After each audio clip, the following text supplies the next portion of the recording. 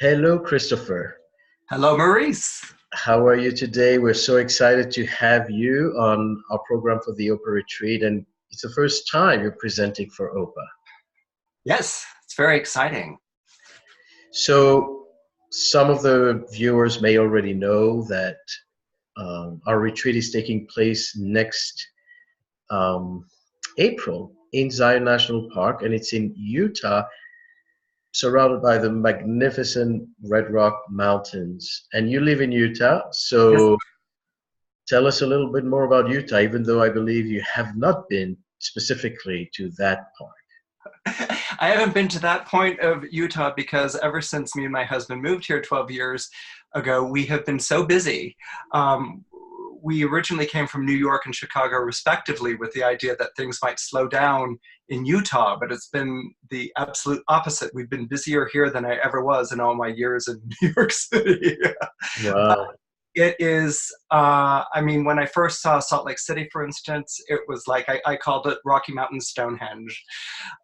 There's such a beautiful mystical quality that these mountains and this landscape has. And strangely enough, it kind of is reminiscent of the ocean. I always used to live on the Oh. coast. But there's a peacefulness here that and an awe that just fills you. And it's a beautiful, beautiful location. Well, we're happy to have you explore your own state. Thanks to OPA, you'll know more about Utah yourself. I know. I won't get browbeaten at parties anymore. So the program consists of two parts, and you are going to present for part one, which consists of 13 tracks and then 13 short presentations. Mhm. And the tracks are only in small groups of 12 people. So participant will basically have the opportunity to go a little deeper into the material, spend 3 days with the track leader, with you, those who choose to be with you. Okay. And then the 13 talks are open to all the audience. Everybody is going to come together. So it's a nice interplay between small group study and larger setting. And now your track is about Saturn and Jupiter, which are obviously super important in the chart, but it's also very timely. In 2020, they come together in their conjunction, which is every 20 years. So can you tell us a little bit more about what people are going to study with you and what inspired you to really present about Bring those two Saturn and Jupiter? planets together. Sure. I see Jupiter and Saturn as being the tag team of fortune. One is the planet that gives, and the other is the planet that takes. I think that they're absolutely interlaced with one another. I think it's fascinating that, for instance, Jupiter is in its joy in the 11th house, which astrologers often equate with Saturn because of its association to Aquarius, and Saturn is in its joy in the 12th house, which astrologers often equate with Pisces, which is one of the signs of Jupiter. So this interconnection between the two planets is very deep and it's very profound. They're two planets that we think we know a lot about, but they often, in my opinion, get shortchanged and are used as shorthand. Jupiter is like, okay, that's my good luck and fortune. Let's look, let's look for that in my chart and what that's going to do for me. And Saturn's seen as the planet of tests, trials, and tribulations. So that's going to be, oh, that's when my fortune runs out, or I go through a difficult time. That's a really scary place. I don't know if I want to deal with that. And I think that what happens is that we really lose the world views of both planets. My belief in astrology is that each planet is a worldview. It's its own complete worldview. And one of the things that I'm really looking forward to doing in my workshops for you is really unpacking these planets. And what I mean by doing that is really getting into the past, the lore, and the history of each of these planets. This is something we're kind of used to doing with archetypes, with Jungian astrology, but my background is history and also art, and we lose or overlook so much about these planets when we don't take into account their history and art history, the evolution of these images and these symbols over time, what's kind of almost been imprinted in society as a whole. And I think that what people are going to enjoy is not only getting to know the background of each of these planets, but kind of seeing the odd and circuitous ways that they've arrived at where they are right now. And I think you're going to find yourself being kind of surprised and amazed at what each of the planets actually means, and where that revelation and that understanding comes from, bringing that back into the chart, and really with the intent of unlocking that chart so that we go beyond the shorthand and the keywords, and we get into examining the planet from different angles and different dimensions, and at the end of the day, perhaps ending up with new and different keywords, because we all use those in terms of our quick little sketches when we're piecing together or reading a chart. Well, that's very exciting, because it's exactly that. People, are usually exposed as they study astrology, many people are immediately exposed to Saturn and Jupiter, and, the cliches and the keywords, as you mentioned. And we're very excited. I mean, one of the reasons OPA was inspired to have you on board and to present is because you have that background and you offer a bit of a different perspective. But I'm curious now, when you talk about the history beyond the archetypal definition, what does that mean? Are you going to look into the history of the study of Saturn, or? No, the history of Saturn, the history of Jupiter, how it was represented in art. Jupiter, for instance, we know it as the large giant planet. Well, it was the planet of emperors and empires. And so that whole notion of empire and what an empire does is profoundly mixed up in Jupiter. A simple understanding would be, well, let's go from this little idea. What is the difference between a king, which we associate with the sun, right, or Leo, and an emperor? Well, an emperor collects kingdoms like cereal box tops. I mean, in other words, it has a much more global expanse. It's interesting. And what it does is that it takes in all these disparate kingdoms or countries or whatever, and sets up a network and governs them. Now empire has a very nasty reputation these days because we associate it with bloodshed and military campaigns and colonialism. But one of the byproducts that came out of empire because of trade routes was exposure to foreign cultures, to exotic beliefs, to the incorporations of different philosophical and religious ideas that people would not have been exposed to had they not have been brought into a more global reach. And so these are one of the attributes that Jupiter really brings to the chart. On a simple way, it's about that kind of eclecticism, and Jupiter is an incorporating planet. That's what it does. It incorporates different ideas and brings them into the chart. But on a simple level, it's this idea of going out to embrace the world, which is a very Jupiterian idea and notion. And so these are some of the things we're going to be examining with both the bright sides of Jupiter and the dark side of Jupiter as we sort of get into this planet. Wonderful. And this makes so much sense because, it's the Jupiter rules Sagittarius. It's the next fire sign after the sun. Right. And so you have the sun related to the kingdom, and then Jupiter is like you say, networking between different kingdoms. So it brings this larger scale, taking the next fire archetype. Yeah. Wonderful. And as we said, this also coincides with the times we're in. Jupiter coming together with Saturn in December 2020. So will this be something you'll touch on? Absolutely. I think it's fascinating. Well, it's obvious. It's more than fascinating. It's like, wow, we have a new grand conjunction in a totally different element. That's a big deal, as we all know, for astrologers. And this conjunction will be taking place in the element of air. And that's going to be very exciting because that's going to really address society on a large scale. And people are coming to this with a lot of expectations. Is it the dawning of the Aquarian age? Are we finally going to have a progressive society? And what we'll also be spending a little time with is our notions of utopia and our notions of dystopia, which are, again, two ideas that go hand in hand. One person's idea of utopia can be another person's idea of dystopia, or a world in ruin. And those two impulses in Aquarius that we see symbolized by the co-rulership of Saturn and Uranus is really between the progressive and the regressive.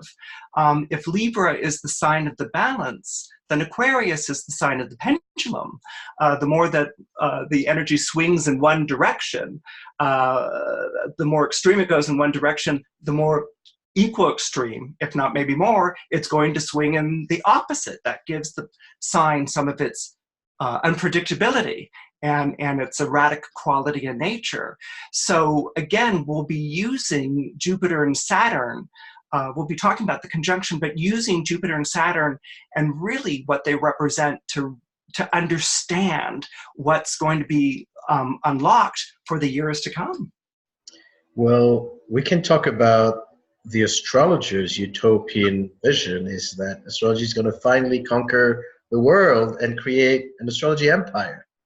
And is that a good thing? I mean, remember there were Christians who were being thrown to the lions who were thinking, yay, Christianity's finally gonna, maybe one day Christianity will finally conquer the world. And it did. And look at the world that we're living in.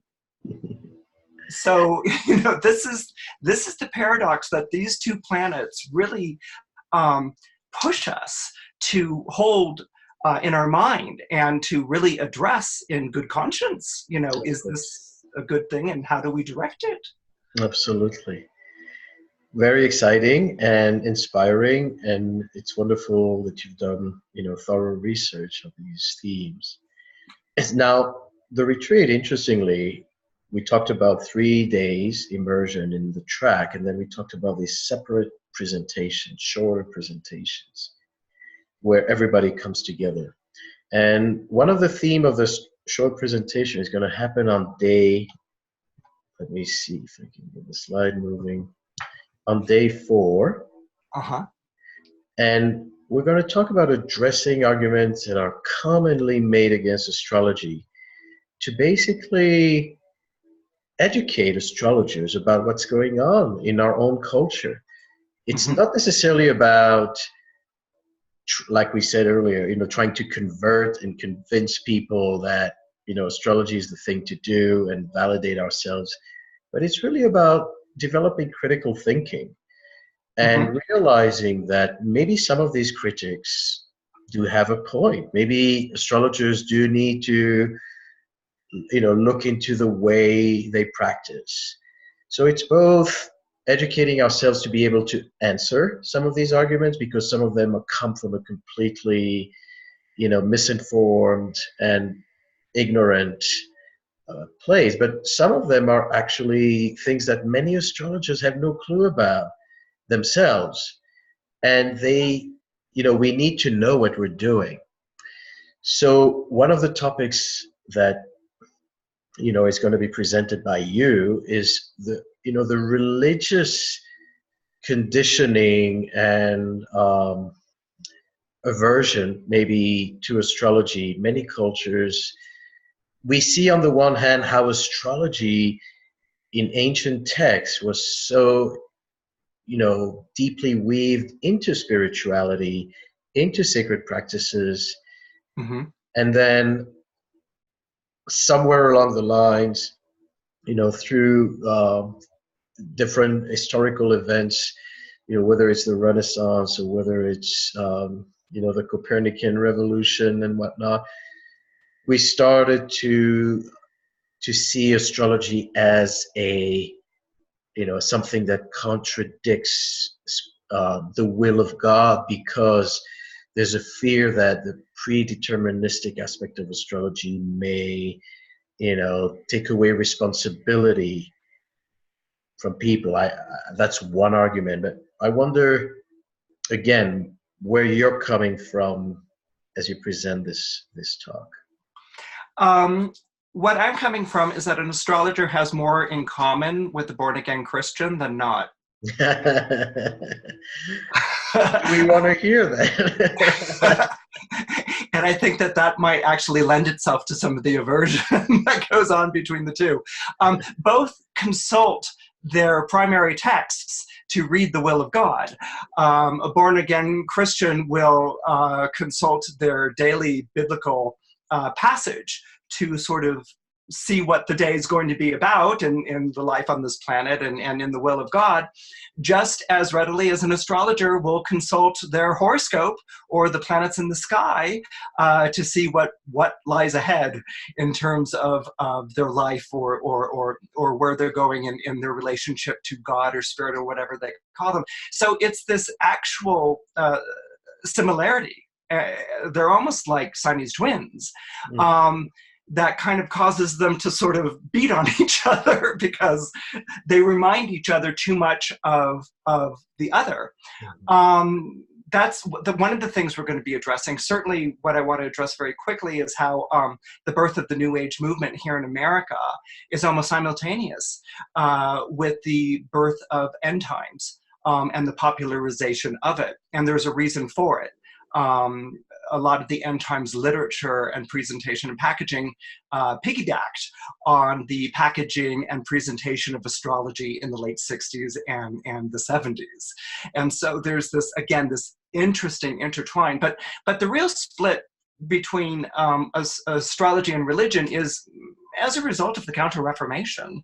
The biggest employer of astrologers in the medieval and early Renaissance period is the Catholic Church, which is not something I think a lot of people know about. Another one is John Calvin. You might not recognize John Calvin, but maybe you recognize Calvinism. Yes. John Calvin wrote a very popular treatise that talked about the difference between good astrology and bad astrology. One can almost liken it to good and bad cholesterol. Good astrology, according to John Calvin, was astrology used in the service of administering herbal remedies and for forecasting weather. But bad astrology was when it got into predicting world events or trying to interpret the will of God. So astrology and religion have always been bedfellows with each other. And what happens is that astrology has gone through periods of time where religion is demonized. And ironically, when religion is demonized is usually when astrology is on its way back again.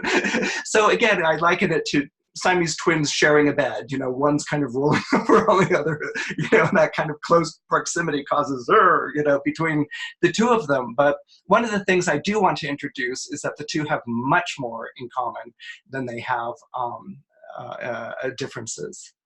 Well, and that's important because I believe that it has to do with trying to really connect with a greater universal truth. And I think both religious people and ourselves are aiming at that. And well, but to say, yeah, like you were saying, part of the aversion is especially the predictive aspect, because it seems like it takes away free will. Right. And because it takes away free will, it takes away responsibility, and then you can blame the planets for, But we have to remember where that notion came from and why it showed up. The whole notion of predestination, comes from St. Augustine. And before St. Augustine converted to Christianity, he was what we would call nowadays an astrology whore. He went to every astrologer on the block.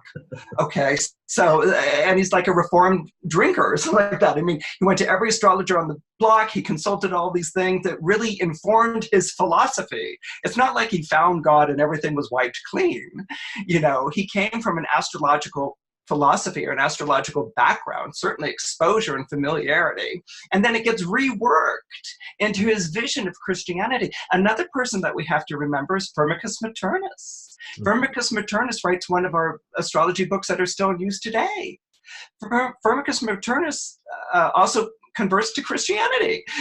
So there's always been this interlink between the two. They have much, much more in common than apart. And what it really regards is living the good life.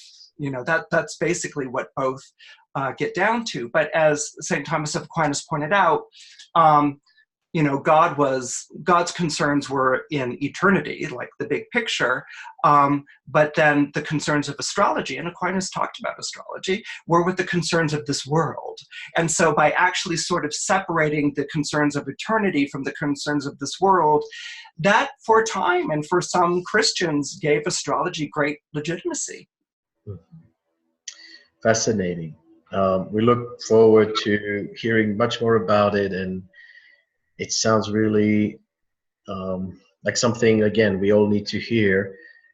And so I want to invite everybody to join us. You just can go to our website, opaastrology.org, and you will see there where to click to find out about the whole program, the part 1 and part 2. Definitely check out Christopher and the wealth of information that he is going to provide. And thank you, everybody. The only thing I want to add is that some of the tracks are selling out. 2 are almost, 1 is already sold out. The other one has just 1 spot left. So if you're interested in a track and you really want to guarantee your space, don't delay. We offer payment plans. It's going to be, an experience of where we're going to really be inspired by all this knowledge, but then be able to integrate it as we step out and be in nature.